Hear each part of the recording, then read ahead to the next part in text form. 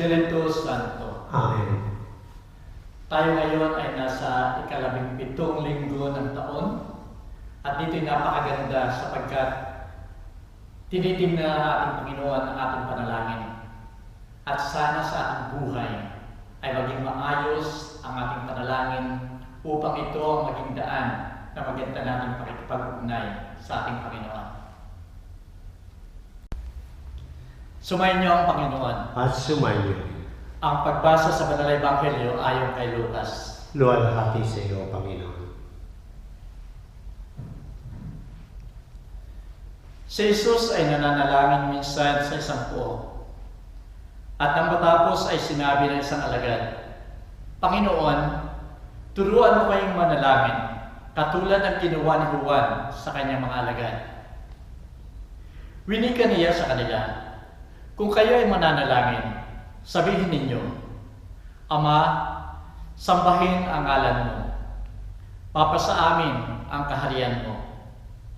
Bigyan mo kami ng aming kakanin sa araw-araw at patawarin mo kami sa aming mga kasalanan sapagkat pinatatawad namin ang tanang nagkakautang sa amin. At huwag mo kaming pabayaan na mahulog sa tukso. Sinabi rin niya sa kanila, ipagpalagay natin ang isa sa inyo ay may isang kaibigan na nagsadya sa kanya sa hating gabi at sinabi sa kanya, aking kaibigan, pahiramin mo ako ng 3 tinapay sapagkat kararating lamang sa bahay ko ng aking mga kaibigan na galing sa paglalakbay at wala akong maiahain sa kanila. At sasagutin siya ng nasa loob, huwag mo akong gambalain. Nakapinig na ang pintuan. Nakahiga na kami ng aking mga anak. Hindi ako makakabangon upang bigyan kita. Sinasabi ko sa inyo, hindi dahil sa kanyang pagkakaibigan, kundi pakundangan sa kanyang pamimili, siya ay babangon upang ibigay sa kanya ang lahat ng kinakailangan. Kaya sinasabi ko sa inyo, humingi kayo at kayo bibigyan. Humanap kayo at pakatatagpo kayo. Kumatok kayo at kayo ay bubuksan. Sapagkat ang sinumang humingi ay tatanggap. Ang sinumang humana ay makatatagpo. At sinumang kumatok ay bubuksan. Sinong ama sa inyo magbibigay ng bato sa kanyang anak kung humihingi ng tinapay? O kung humihingi ng isda, ay bibigyan kaya ng ahas? O kung humihingi ng itlog, ay bibigyan kaya ng alakdan? Kung kayo, kahit na masasama, ay marunong magbigay ng mabuting bagay sa inyong mga anak, gano'n pa kaya ang inyong amang nasa langit na magbibigay ng Espiritu Santo sa nagsisingi sa Kanya? Ang salita ng Diyos. Purihin ka, O Kristo. Minamahal ko mga kapatid sa pananampalataya,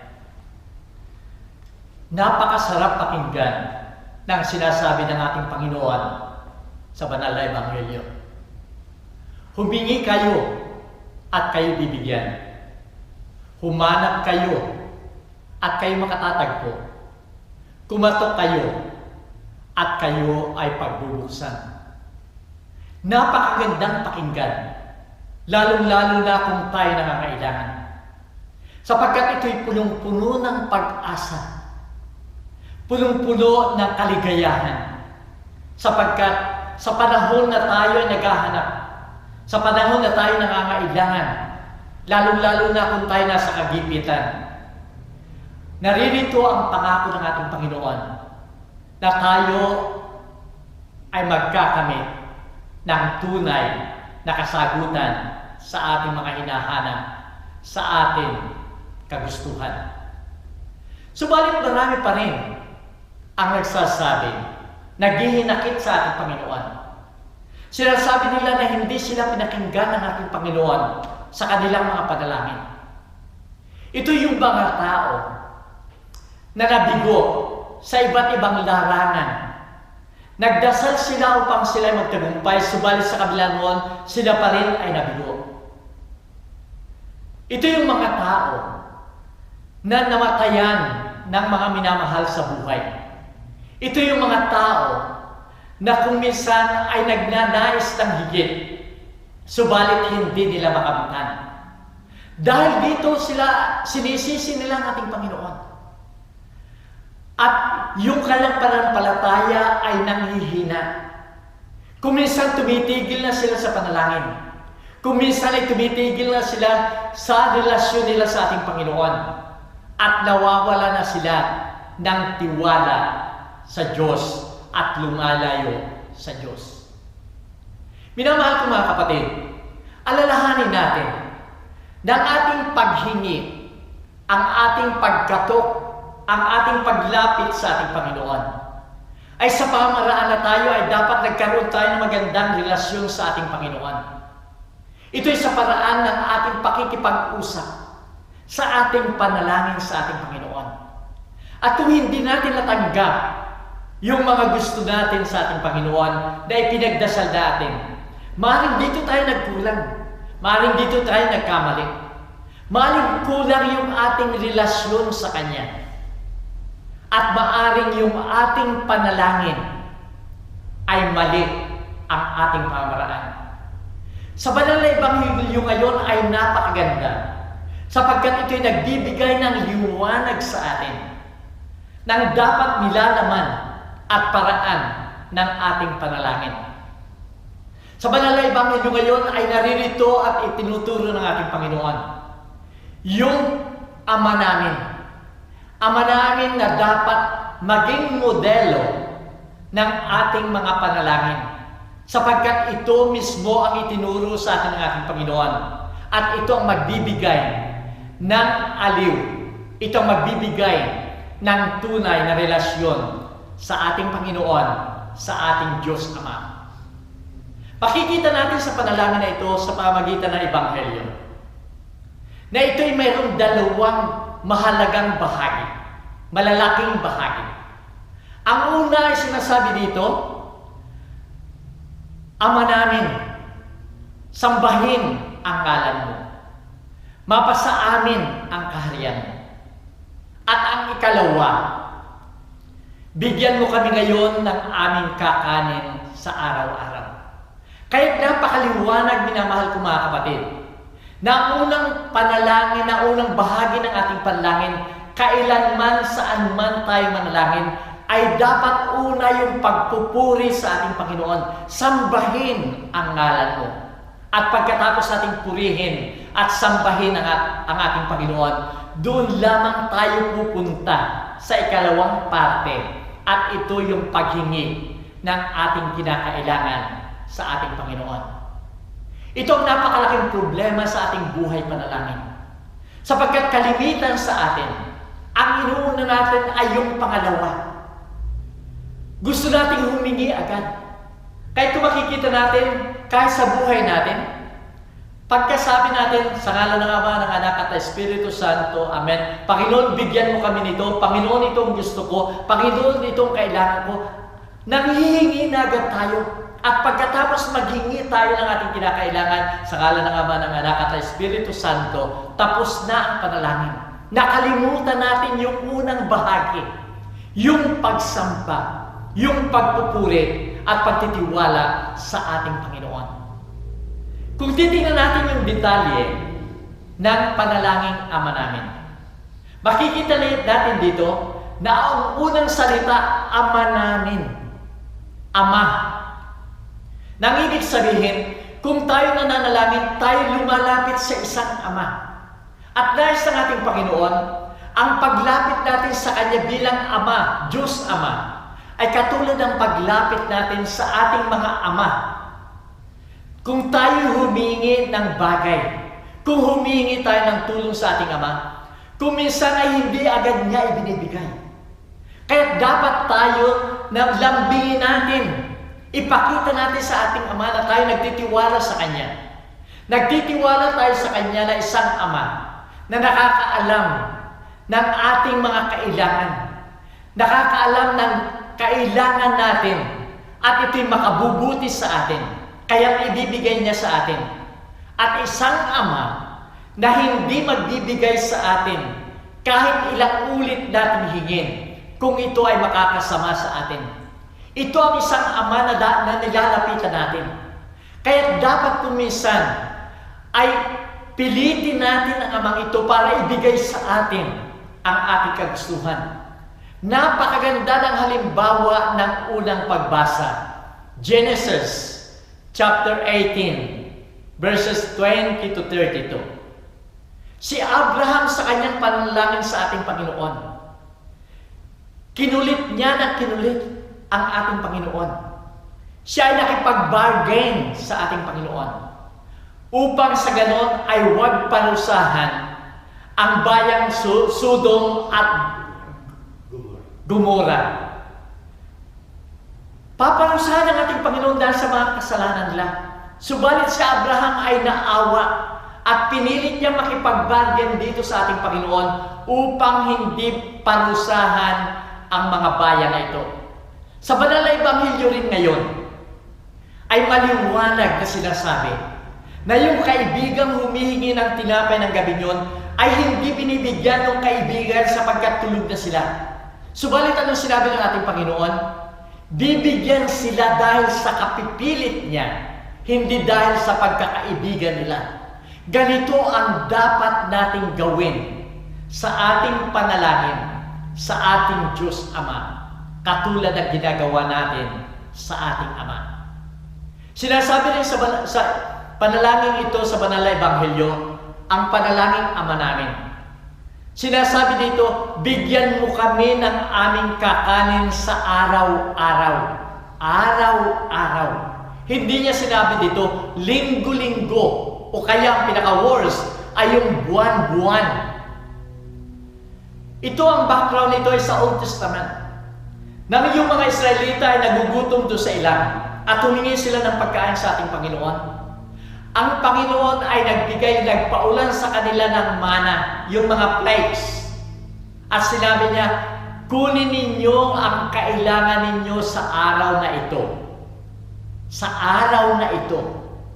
At pagkatapos, araw-araw ay nagpapaulan ng ating Panginoon.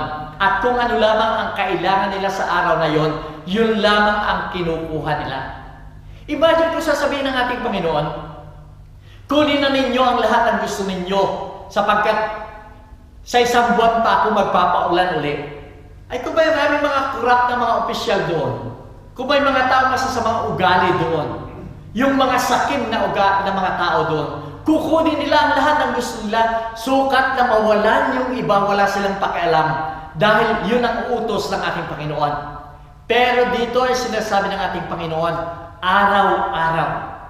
Tinuturuan dito ng ating Panginoon tayo na huwag tayong maging matakaw o sakim sa mga bagay para mawalan lamang yung iba, ipagkait yung mga bagay na dapat ay para sa lahat. Dito rin ay tinuturuan tayo na araw-araw tayong manalangin, hindi linggo-linggo, kundi araw-araw tayong manalangin. Sapagkat may kailangan tayo sa ating Panginoon. Sinasabi rin sa dasal na ito, patawarin mo kami sa aming mga pagkakasala, katulad ng pagpapatawad namin sa nagkakautang sa amin. Ito ay napakaliwanag, minamahal kong mga kapatid. Subalit ito ay napakahirap gawin. Sapagkat marami pa rin sa atin na halos araw-araw. Ilang beses kung minsan sa isang araw tayo nananalangin ng Ama namin. At kasama sa panalangin ito, patawarin mo kami sa aming mga sala, katulad ng pagpapatawad namin sa nagkakasala sa amin. Ang ating mga panalangin, mayroon tayong parte, mayroon tayong dapat gawin. At sa panalangin ito ay yung pagpapatawad ng ating kapwa. Subalit kalimitan, nagdarasal tayo, pero ayaw nating magpatawad ng ating kapwa. At kung patuloy tayo na nagdarasal at ayaw tayong magpatawad ng ating kapwa, tayo na mismo ang nagbibigay ng judgment sa ating sarili sapagkat ayaw nating magpatawad sa ating kapwa. Pero kung gusto naman ninyong magdasal ng Ama namin at ayaw ninyong magpatawad ng inyong kapwa, ang sabihin lang ninyo, Panginoon, huwag mo akong patawarin sapagkat ayaw ko rin magpatawad ng aking kapwa. Minamahal ko mga kapatid, ang panalangin ito, ang Ama namin, ay humihingi sa atin ng pakikipagkaisa. Sapagkat sinasabi dito, gusto natin na makamtan yung kaharian ng Diyos dito sa lupa.